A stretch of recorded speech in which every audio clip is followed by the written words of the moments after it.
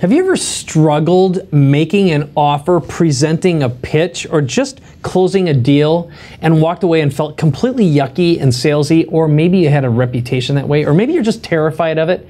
Well, I'm here today with the queen of sales conversion, a very good friend of mine who's beautiful, she's brilliant, Lisa Sasevich. Hi. Hello, thank you. I love that intro. Did I? I'll take it all day long. I made that up on the fly. And brilliant. Yeah, it wasn't on the card I gave you. It wasn't. It wasn't. You didn't feed it. No. Oh, and by the way, a best-selling author as well. Look at this. Yes, by the way, just a quick plug. This is a book we're giving away, which is available at mrbz.com/boost your sales. So we got that out of the way right away. Well, you know, I wouldn't even get it out of the way. This is a book that's a game changer, right? And it's nice and slim. It's easy to read. You're going to read it in 45 minutes, and you're going to apply what you learned there. And what you said, I love what you said when you introduced me. You know, there's on one end, people have gone out there, tried their hand at making offers, and ended up feeling bad, getting a bad reaction, right? It tucks us back into the hole, and we say, I'm not doing that again. Or we never do it. We just say, you know, I'm just going to give,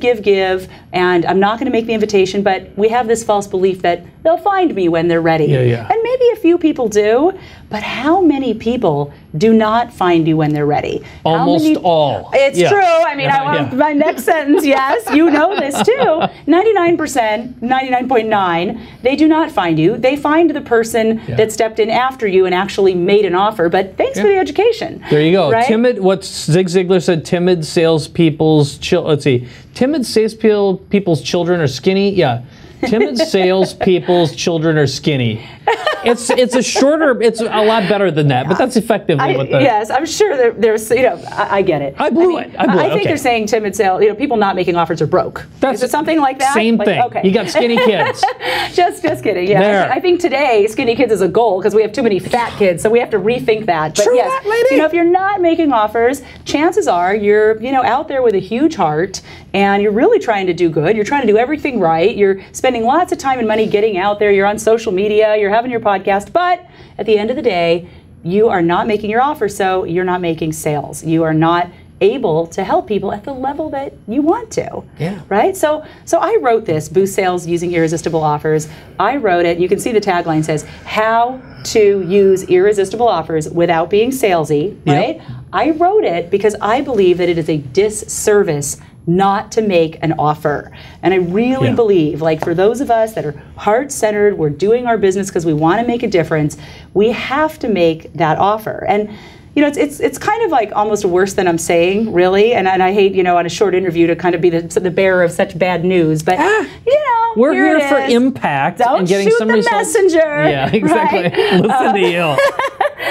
So doing my Jewish mother routine great. out of the chute. But you know, we all know the one part, it's a disservice. There's people who need us. They don't get What if they never hear from you and you could change a life or heal a life or save a life? Or they hear from you, they get inspired, but we know if they walk out the door without a structure, without committing, without putting their tushy on the line in some way, it's inspiring, it's inspirational, it's not transformational, right? And that's not what we're doing this Transformation happens with implementation. Yes, Boom. yes. Okay. So, but here's the other disservice that I think it's costing a ton of us that run businesses and want to help people that we don't realize, is that when you get out there and you educate the world, you have your podcast, your best-selling book, all those things, and you open the lake of possibility, you know, you're like, here it is, here's what could be possible for your relationship, your life, your business, and you don't then make an invitation to say, here's a structure you can step into, right? You want to change it? You know, check the box, sign here, right?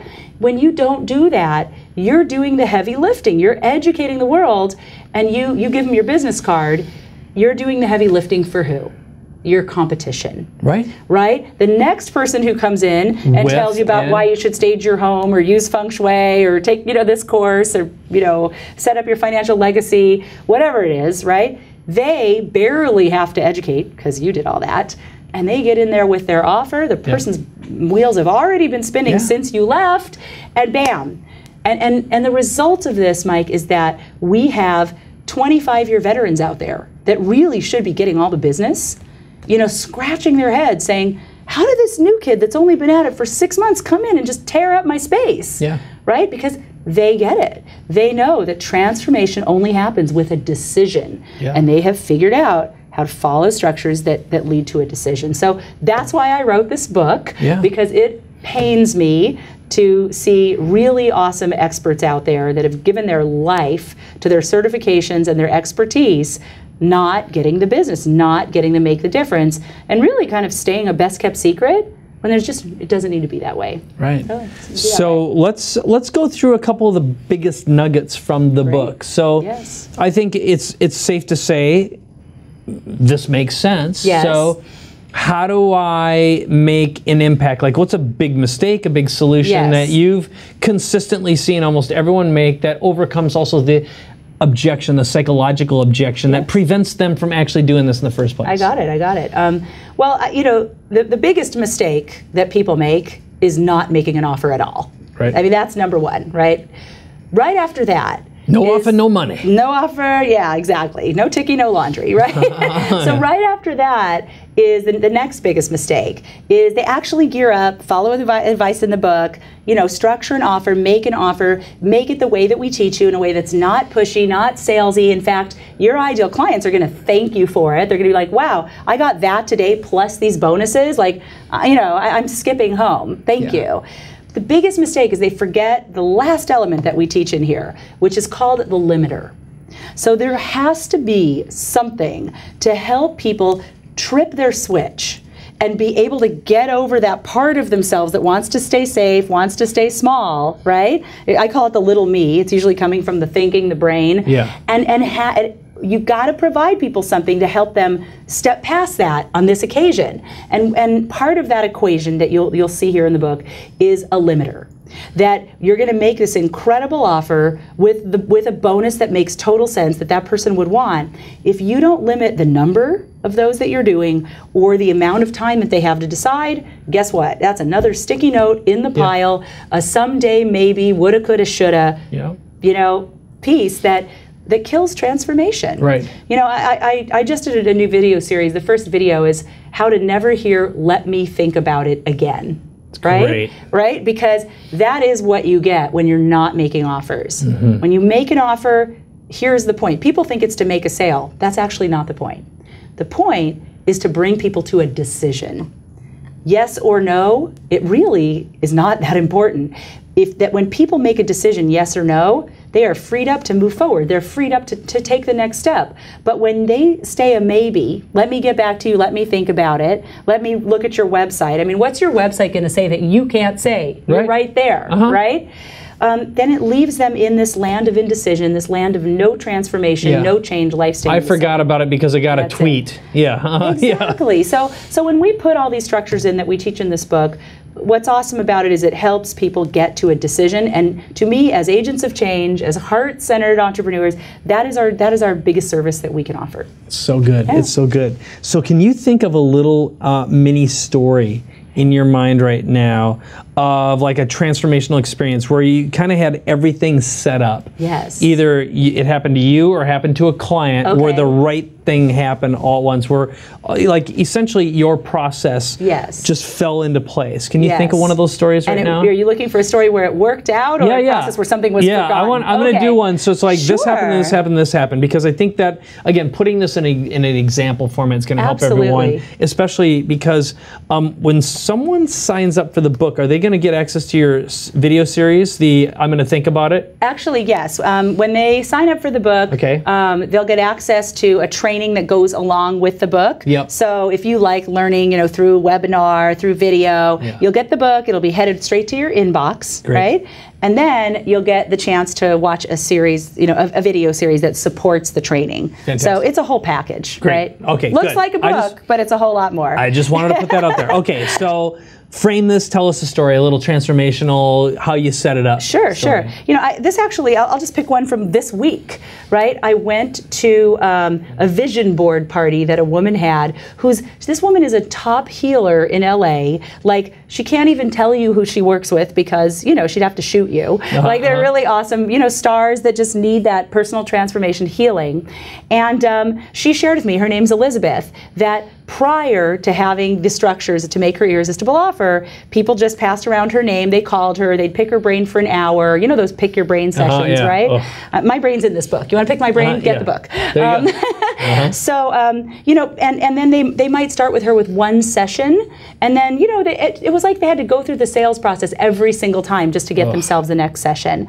She said since what she learned on exactly the structures on how to make an irresistible offer, now she packages it up in multi-session packages, right? It's the only way you can get it, because she realized, I don't want to work one-off. I want to go the distance with someone to their transformation.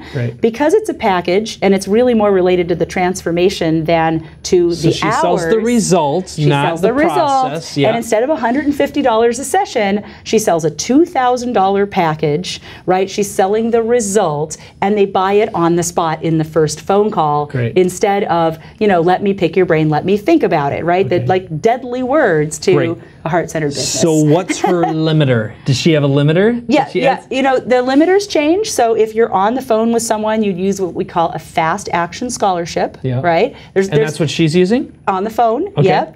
If you're from the stage, and there's a lot of different elements, but if you're on someone else's stage and they've got an agenda, they're going to keep going. You're just one piece of what's happening. You have to respect that. And the most respectful thing you can do, both for the audience and the host, is limited to that break only. So if you don't make a decision right now, you're going to miss out on this and the price increases. What are they going to, I mean, you just finished your speaking, right? The other half of this book teaches you the structure to make a presentation that leads to the offer. There you go. We call it your speak to sell talk, right? Speak to sell talk. What are they going to learn in an hour that they didn't just, that they're not like completely present to right now? And I think it's actually rude if the host is going to go on and they've got another agenda to have people sitting there not hearing a word they're saying because they're thinking about your offer. It's like, hey, the door is open, the water's fine, come on in, I'm here to answer any questions you have. And it's not okay to not make a decision. That's right. Yes or no, that is what I am here to serve you with. I'll close with this, right? We call it committed but not attached. You're committed to what? To that they make a decision. You're not attached to what the decision is. And that is the space that for anyone who's been afraid to make offers, if you come from that space, I'm just committed that they make a decision, I'm not attached to yes or no, you can go to the wall with people from love, really. Powerful, powerful. All right, well, here's what you need to do to take action and check out Lisa's book right now. Head on over to mrbz.com/boost your sales. You're also going to get access to her training video series. Lisa Sasevich, you are brilliant and you're beautiful. Thank you for being here. My pleasure. Thank you for having me. My favorite topic. It is. It's great.